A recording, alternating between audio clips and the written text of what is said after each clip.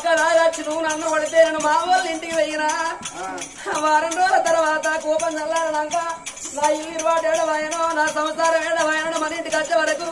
ఈ భాష అంటే ఆ భాష అంటే ఎక్కడికి అక్కడనే నీ మనసు కింద బీడు ముక్కలు సీరడు ముక్కలు గుడిక పొట్లాలు అమ్మారు ప్యాకెట్లు బీడు సీతలు కోటరు సీతలు పండ పడతాయి